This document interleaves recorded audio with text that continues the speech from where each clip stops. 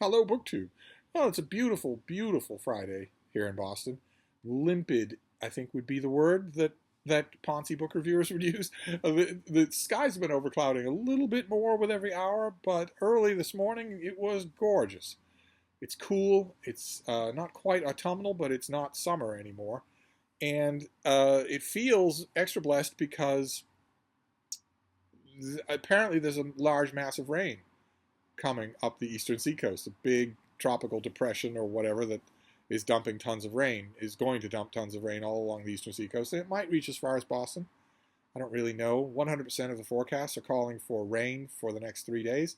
And since that's true, I tend to think that not a drop of rain will fall in Boston. But it seemed like a good enough reason to go to the Brattle Bookshop in downtown Boston. Plus, young Duncan wanted to meet there, and that was a lot of fun. We did. Went there first thing, and I browsed the sale lot to my heart's content. Those of you who don't know, or maybe new to the channel, don't know what I'm talking about. The Brattle is a used bookstore that is crammed full of great stuff at great prices, but also, in addition to all that, they have a sale lot outdoor. The lot next door to the store. It's thousands of more books at $1, $3, or $5. Isn't that right? Isn't that right? That's my little pig. Those books are not organized in any way, so it's not like you can go there for a history section or anything like that. You have to just sort of poke around. And I love doing that. I've been doing that for a long time. It really is a great way to spend an hour. Especially since you're not breaking the bank. And I did. I did that, and then I said goodbye to Duncan and came back here. And I've got a pile of books to show you. Now, I have been doing lots of alchemy with my personal print and paper book collection, my personal library. I'm doing a lot of changes with that. I plan on doing a lot more. And I just had to make my peace with the fact that the broader long-term plan of what I'm doing in my library, which is, of course, a reduction in the number of books, that that broader long-term plan is not in any way contradicted by going to the Brattle every week to buy books, because the books that I get they're so cheap that they're going to be subject to the same winnowing process as everything else that I have here, with the goal being a far reduced physical library. We'll see if I ever get there. I think that's every book person's goal at one point or another. So I don't feel all that bad about all the books that I got today. I don't feel like they contradict anything. So what are we going to do here? Got a lot of hardcovers. The leather bag held up just fine. I got a heavy load of books. Let's start with Sumerian September. That is a BookTube event created by Michael K. Vaughan, running the month of September, where we read Conan, specifically the original Conan stories by Robert E. Howard. But I've been ranging pretty far afield. I've been reading Savage Sword of Conan, Marvel Comics Black and White magazine from 40 years ago, and that has naturally predisposed me to the Conan pastiche novels.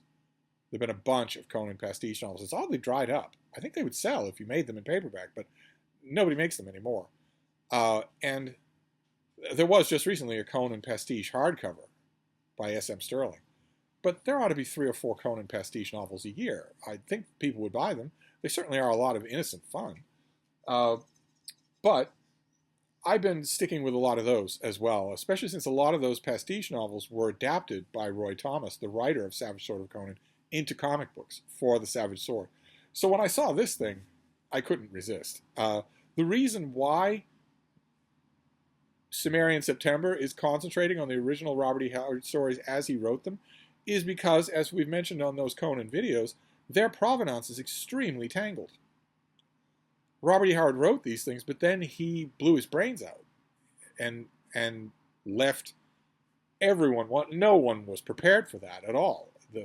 The one person who might have been able to guess that he would do that was his mother, whose grave illness was the reason why he did it in the first place.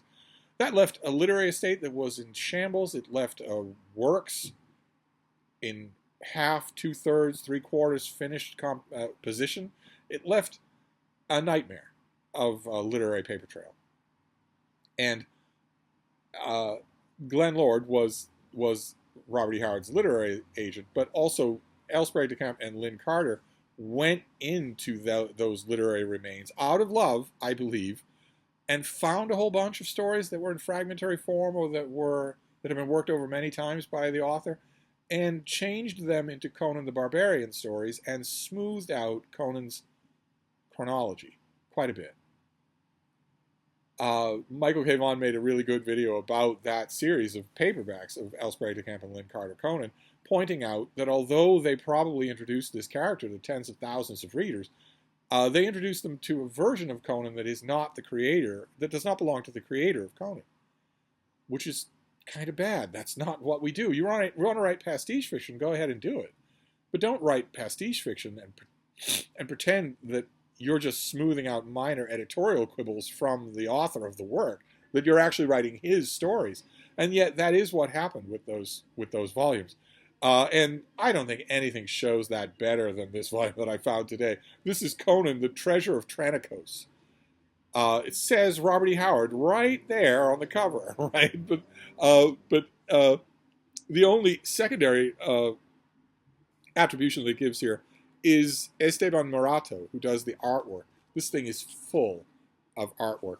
I mean, on almost every page. That is just amazing.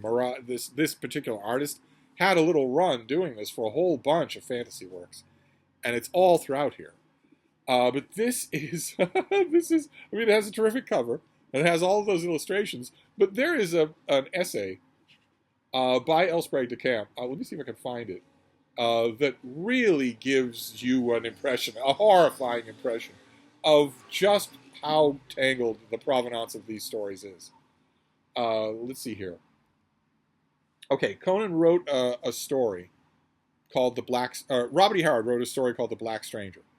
I want to read you just a bit of what's going on here, so that your jaw will drop in horror. This is L. Sprague de Camp writing an essay here. In February 1952, I rewrote The Black Stranger.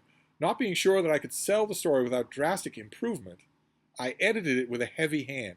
To speed up the narrative, I condensed it by more than 15% by many small cuts of what seemed otiose verbiage.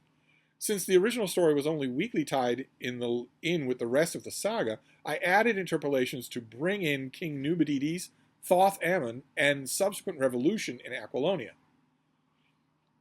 According to Howard, the menace in the cave of the story was a lethal volcanic gas. Count Valenso's slayer was a black demon sent from afar by an unnamed wizard whom the Count had cheated. I put the demon in the cave in place of the gas and called the vengeful wizard Thoth Amon, and brought the latter to the scene of the action to free the demon from the cave and direct it against the Count. At the end, Howard has Conan abandon the quest for the jewels in the cave and signal the pirate ship Red Hand, proposing to sail away with its captain to another orgy of piracy. Because this would have entailed serious chronological difficulties, I made the ship a galley bearing Aquilonian rebels looking for Conan to lead their uprising. So we're told the narrative was slow, there's otiose verbiage, he improved it, and it goes on from there. Thinking that too many of Howard's titles had black in them, I changed the title to The Treasure of Tranicos. For various reasons, I also changed the names of several characters. This manuscript went to Lester Del Rey, editor of Fantasy Magazine, wherein it appeared in the March 1953 issue. Lester had taken his turn at improving the story. You were not saying for sure that either one of these guys improved the story. Would anyone have the nerve these days? Dryden did. But would anyone have the nerve these days to say that they were improving Shakespeare? He preferred the original title, The Black Stranger, so thus it appeared. He added a new beginning of 4 paragraphs from, quote, Count Valenso to, quote, writhing again. He added the fight with the demon. He deleted my reference in Conan's tale to the philosopher Alcmedes. When Greenberg published, that's Martin Greenberg, when Greenberg published his story in King Conan, he used the Del Rey version as it stood, but with my title, The Treasure of Tranicos. When I made up a manuscript for the Lancer, now Ace paperback, Conan the Usurper, I typed a new version of the story, working from Howard's original manuscript and my own version of 1952. No longer worried about selling the story and wishing to give the reader something as close as was practical to Howard's original, you could give them Howard's original. It'd be as close as you could get. I edited Howard's text much more lightly, leaving in all the corn. Not trying to condense the tale, I made only such changes as seemed urgently needed. I omitted Lester's additions, which never convinced me, I hope not because of vanity. So Howard wrote a draft, Howard changed it, you rewrote the draft several times, you handed it to Lester Del Rey, he rewrote it, then it went to Martin Greenberg, who published it, a different version that you have subsequently rewritten. But kept the interpolations that I had inserted to tie the story in with the rest of the epic. It's not an epic. That's the problem here. I kept my title, The Treasure of Tranikos, not only because Howard's excessive fondness for black, but also because the stranger was now not a demon, but a Stygian he-witch, Thoth Amon, who was brown rather than black. I went back to Howard's original names for characters with two exceptions. Strombani, whom Howard called Strom, and Gebelez, whom he called Gebrello. Now, Strom is a real name, but North European, Anglo-Scandinavian, and all the other Argosians named by Howard have Italianate names like Tito or Demetrio.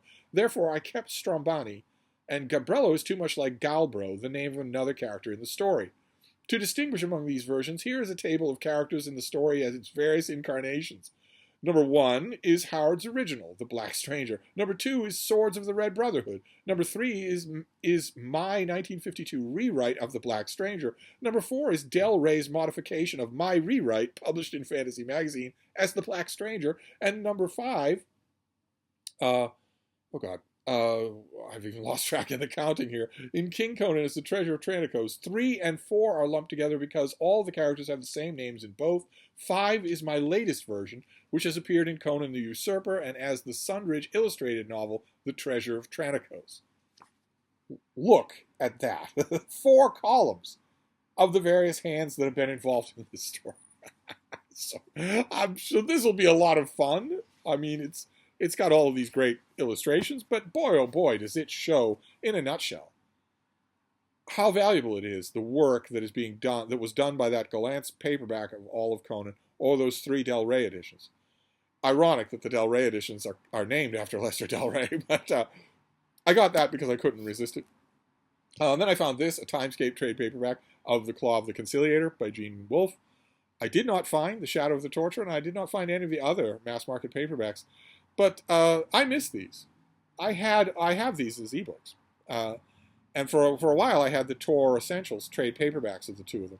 But I miss these mass market paperbacks. This is how I fell in love with this story of the tale of, Severian, the torturer and whatnot. And I used to have all of these mass markets. I'm just patiently waiting until they turn up at the Brattle for $1 a piece. This one did. So maybe this was, I can't imagine anyone had just this volume. They probably had the others, so maybe they'll turn up. Then I found 2 old mass market paperbacks of Frank Herbert's Dune books, Chapter House Dune and Heretics of Dune.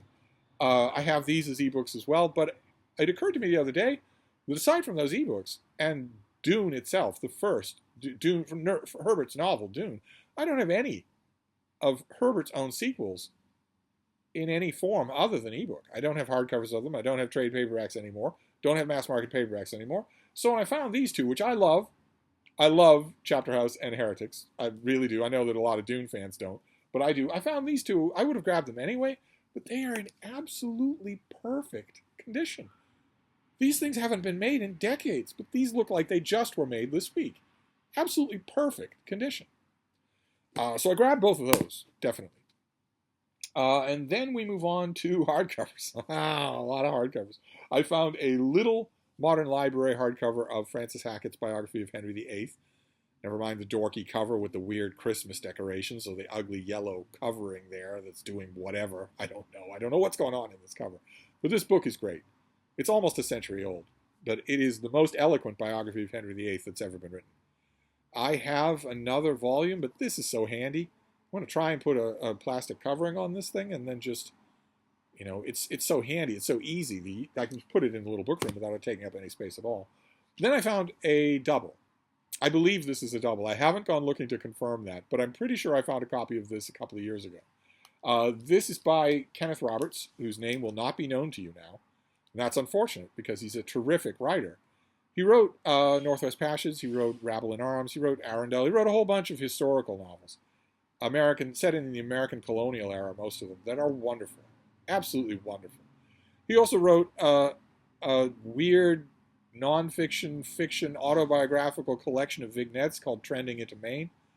And he wrote a nonfiction autobiographical account of his creative life, which I first saw up in the old farmhouse in Vermont. Mark Richardson had a copy, and that reminded me that I had once read it at the library and really liked it.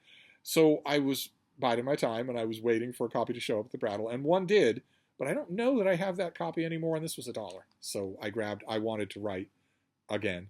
This one's in a little bit rougher shape than the one that I think I found at the Brattle. I think I found one in perfect condition. But just on the chance, since these are, one of the nice things about the Brattle sale lot is that everything's so cheap that you really, if you see something and you think, oh my God, I can't remember if I have this, grab it. Just grab it. Then I found, I've mentioned before that I really like these, they're regular reprint volumes, Avenel or, Fall River or whatever. They will do reprint remainders, a volume collecting a whole bunch of stuff by an author. I have a whole bunch of them. I wish I had more. There's a Lord Peter Wimsey volume that I really wish I had. There are a whole bunch of others. There's a couple of Sherlock Holmes volumes that I haven't seen in forever. I grab them when I see them if there's something that I want. And today I found one. I found one that's nonfiction. I found Bruce Catton's Civil War, which has the 3 volumes that are in one of his Library of America volumes. They all look like this. They almost all have a banner like this across the middle or a custom illustration. There's no illustration here, but this was the only thing that I gleaned from a gigantic influx of American Civil War books that the Brattle had out in the sale lot. I saw tons and tons of them. That was the only one I really wanted because it's been a while. I love A Stillness at Appomattox. I'm not all that fond of Mr. Lincoln's Army or Glory Road. And I saw this and immediately thought, well, you should rectify that. The fault there has to be you because Bruce Catton is a terrific writer. It's not like he's going to be terrific in one book and not in the other 2 in a trilogy. So I will use this to go at those other 2. And when it's done, it will have a home in the little book room with all of those other collected editions. Then we have something I've had this many times. I always manage to get rid of it somehow or other. What's going on here? What's going on here? You having some sort of issue? Got an issue? Have a tissue. This is Walter Kerr. This is Journey to the Center of the Theater. This is his great volume. Oh my God, what's sticking there? Something is sticking up there. Well, I can fix that. I can definitely fix that. I can make it behave. But this is a collection of his theater criticism. He was a legendary Broadway critic. Legendary and legendarily harsh. You producers of plays, especially new or complicated things, especially musicals for some reason, they sweated bullets if they knew that he was in the audience on opening night because he could ruin a show by just savaging it. And he did that quite a bit. His writing is wonderful to read. Absolutely wonderful. It hasn't aged a day. And I love this volume. I've had this volume a million times. It's got these characters, classic characters on there. It dates me a little that I know who every one of these people are. I know who all of them are. But I know a lot of these reviews. I really, really like the way this guy writes. Very happy to find a copy. So, I don't usually branch out to theater criticism, but I'll do it in this case. Then we have something that dovetails with other things that I have been reading lately. I've been on a little bit of a reading. I've been getting Larry McMurtry's stuff, either as ebooks or in the mail. There are 2 new Larry McMurtry books. There's a biography by Tracy Doherty, and there's a book about writers, a collection of writers reflecting on knowing or working with Larry McMurtry. Those 2 things are coming out at the same time, and they are both in their own way very good. I think I prefer the writing book because I know this is heresy, but when it comes to literary biographies of any kind, I don't care really what the author was like in high school. I really don't. I know I'm supposed to, but I don't. I don't care what they were like. I don't really even care about their romantic entanglements. Really, a writer biography in my ideal world would take largely the form that book about Larry McMurtry is taking this month. But when I was reading those 2 things, I was thinking the whole time, he wrote a book about his relationship with books, basically an autobiography in books. And I got it, and I read it, and I thought, this is one collector's anecdote after another. Doesn't seem to me to be much more than that here. And the more I thought about it while I was reading these new books, the more I thought maybe that was a little hasty. There was a lot of meat on the bones in his book, which is just called Books. I found it at the Brattle Day. I went looking for it and found it. There it is. So now I have kind of the 3 Larry McMurtry books that I really want, aside from his fiction. Fortunately, so far, reading all this stuff about McMurtry has not spurred me to go on a massive reread of any of his fiction. And that's, I say fortunately, because he wrote a lot of fiction. I'd be a long time doing that. Maybe a selective reread, a few of the contemporary novels, and maybe Lonesome Dove, maybe something like that, or maybe his Billy the Kid novel. So I just reread Alan Eckert's biography of Billy the Kid. Maybe stuff like that. Even Buffalo Girls has a bit of stuff in it that I like, that's historical, but not a systematic thing by any means. But this first. I will reread this first and make sure. I'll see whether or not I was fair to it the first time. Just 3 more to go. Don't you worry. This next one is a classic Steve book. When you're out in the Brattle sale lot, there are going to be Steve books. They were christened that by an old friend of mine a long, long time ago. They are the kind of thing where, well, as my friend put it, you pick up a book from the Brattle sale lot, and it's a Steve book. If it's dirt cheap, no one knows anything about it other than Steve, and he can actually make it interesting if you give him half a chance. So don't. And there are Steve subjects, and then there are Steve books. One of the Steve subjects is my president. All props to my president, and that is President Elliott. And you might be saying, well, there was never a President Elliott. Once upon a time, there was. He wasn't president of the United States. He was president of Harvard University.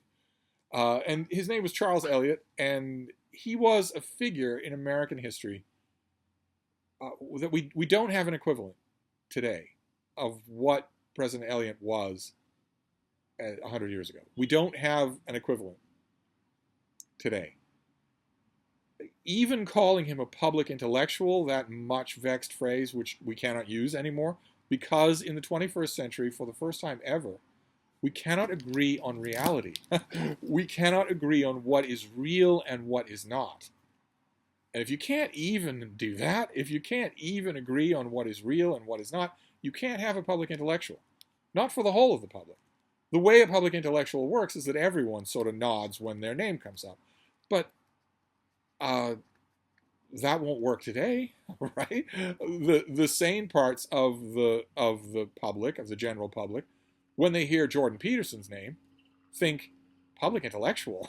No, he's an arch right-wing grifter, who has not a single sentient thought in his head. His speech is speechifying, is gibberish. And on the other side of the spectrum, because we can't agree on reality, at the same time, if you mention Jordan Peterson and that gets shot down, maybe the other side of the spectrum mentions Neil deGrasse Tyson. And in America right now, if we just restrict ourselves to America, in America right now, 180 voting adults don't think that Neil deGrasse Tyson should be free. They don't think he should be able to vote or be a professor or write books or give TED Talks or anything like that. They think he should be a slave because of his skin color. Trump cult doesn't believe in, they don't believe that he's a public intellectual because they don't believe that he's a person. So in a situation, in an environment like that, you can't possibly do it. You can't possibly be done. But once upon a time, it was possible. And even at that time, 110, 120 years ago, calling Professor Elliott a public intellectual would still have felt a little weird. It would still have felt a little less than what it should. He was more than that. Somehow, he was more than that. And I have a large number of Elliott books. I just do. I just accumulate them. If you're going to find them anywhere, you're going to find them at the Brattle. And they're going to be out in the sale lot because no one's interested in them. No one at all. I have Henry James wrote a 2-volume biography of President Elliott that is quite good. I have a lot of volumes of his correspondence, including his correspondence with Ruskin. I have his a couple of other biographies that were done a little later. You couldn't sell a Charles Elliott biography now. A publisher wouldn't do it. Or I would be tempted to try. I would be tempted to do a 900-page biography of this figure. I'm well situated to do it. There's a lot of primary records that are right here in Boston at the Historical Society or at the Athenaeum. I could walk in and look at them. And I have all the primary material that I would need here to start off on that project. But no publisher would take it. Now I hear 100 sirens coming this way, so it's only a few seconds that you're going to be able to hear me. Then we're going to have to stop while 100 sirens race by to a non-existent emergency.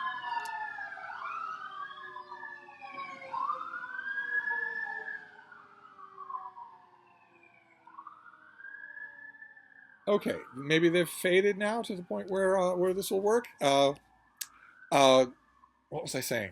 Oh, right, President Elliott. I was talking about President Elliott. I found another Elliott volume today. I found this thing, The Man and His Beliefs, which has a brief biographical sketch, and then it reprints a lot of his stuff. He didn't just... There he is. There he is. There's the man himself.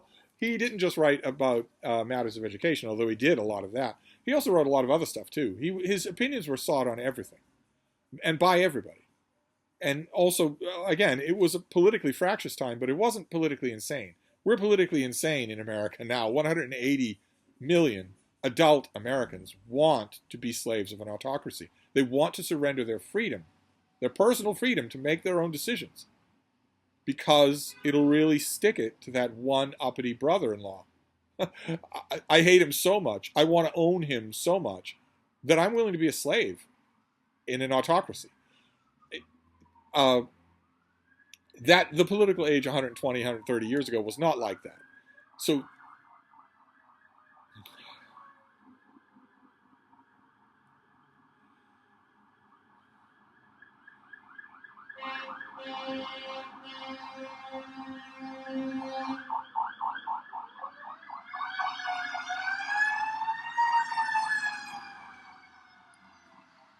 all day long, complete quiet. And that's going to keep happening. If two batches of 100 engines each ran by, Boston has 415 such vehicles.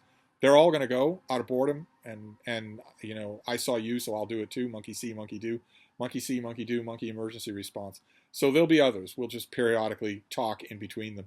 What was I saying? Oh, right. Back in President Elliott's day, political enemies, like for instance Woodrow Wilson and Theodore Roosevelt, could come together to say this guy's a towering figure. Probably the oddest thing to say about him, aside from the way that he restructured Harvard education and that restructured education, higher education for the rest of the world, but aside from that, is probably the 5-foot shelf of classics that he did, that he spearheaded that idea. That's probably what he's best known for, which is kind of weird. It'd probably make him smile. And this is a collection of all of his writings, not just politics, but also literary appreciations and social commentary that he did in the pages of the Atlantic Monthly or wherever. So it's just another President Elliott book to go with a whole bunch of them that I already have. All of these primary sources for a biography that no one would buy. No one would commission it. No one wants it. I don't think even Harvard University Press would underwrite such a thing. Not that I would need much underwriting.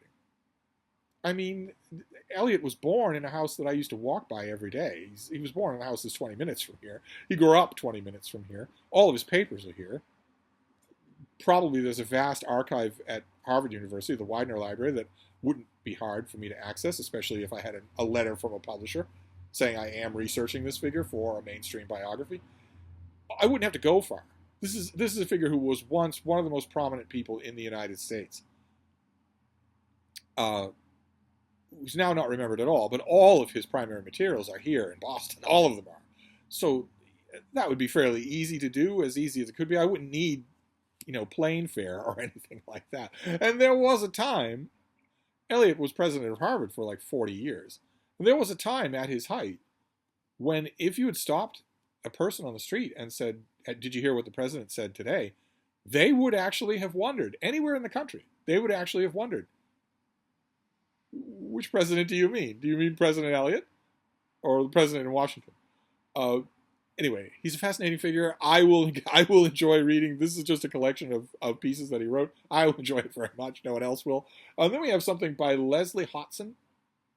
And he's a name that's not going to be well known, although we're in the middle of Shakespeare, and if you know a little bit about, if you've ever read a biographical sketch of Shakespeare, or Marlowe for that matter, you have probably come across nuggets that were unearthed by Leslie Hodson. He was an antiquarian and an assiduous digger up of trifles. He was very assiduous in going through municipal county rolls, birth rolls, property rolls, entry after entry after entry after entry, long hours at a time on cold, windy days when he could easily have been comfortable elsewhere, in order to turn up vital little literary records of great literary figures, no matter who it was, but especially Shakespeare. And I found one of his books, Shakespeare versus versus Shallow, which is somebody actually cut the pages on this thing, so somebody must have read it. It's got this wonderful cloth paper, and this is long pieces. I mean, there's a little miniature biography of Justice Gardner here, but also lots and lots of Gardner documents in the back that he just faithfully recopied and had typed up. So it's a weird Shakespeare volume. It would not appeal to most, even Shakespeare fans, but I love this sort of thing. Absolutely love it. Imagine having a Leslie Hodson book. I would love his most popular book in his lifetime. Wasn't about Shakespeare. It was called The Death of Christopher Marlowe. I would love to find a copy of that. Absolutely love to find a copy of that. It's been eons since I read that. But I will definitely pour through this. Such a thing to imagine with all of those original records and all of their original language. And then finally, the last thing we'll do here was I was astonished when I saw it. I have not seen this since it originally came out. I've never seen it in the wild until today. This came out in 1991. I got a copy then, really liked it. No idea why I got rid of it. None at all. It's a collection of modern fairy tales. Not modernizations of old traditional fairy tales, but a bunch of science fiction and fantasy writers writing fairy tales of their own. It's called Once Upon a Time, A Treasury of Modern Fairy Tales, edited by Lester Del Rey. And it's full, isn't that a great cover? It's full of, it's illustrated by Michael Pangrazio. Suspect that of being a pen name, but it's full of original illustrations. They're wonderful. Let me show you a couple more. Look at that. That's a Ptarmigan.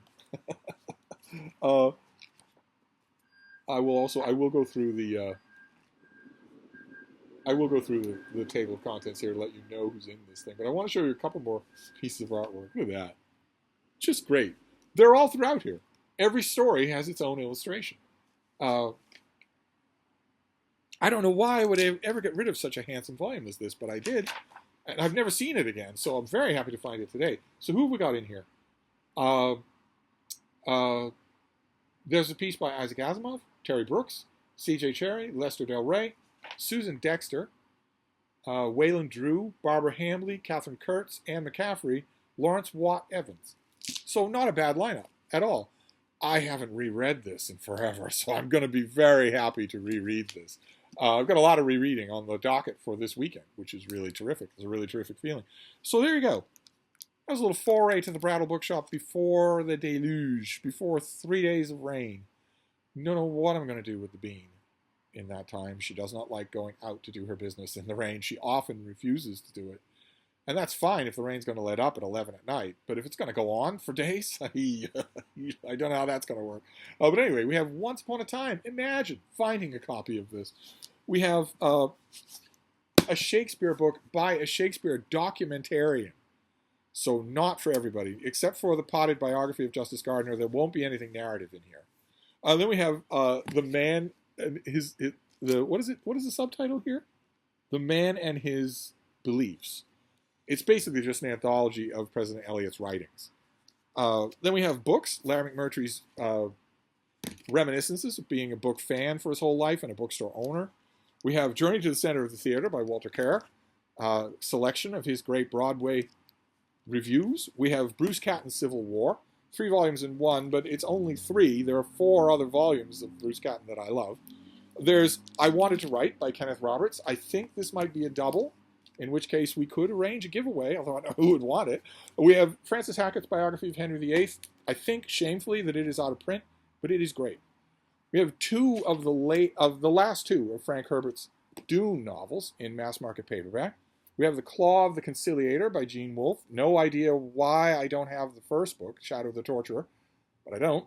And The Treasure of Tranicos by Robert E. Howard, L. Sprague de Camp, Lester Del Rey? Who knows?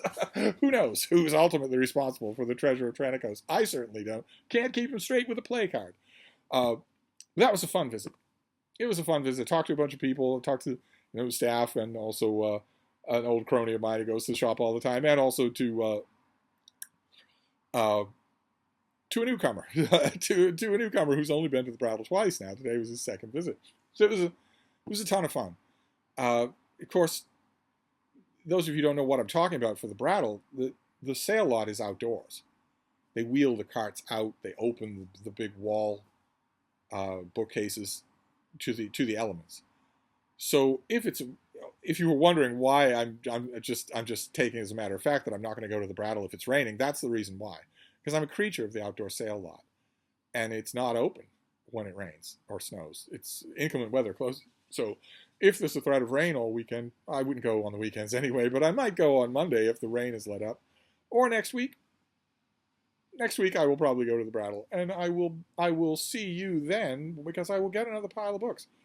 The point is, they're going out as well as coming in.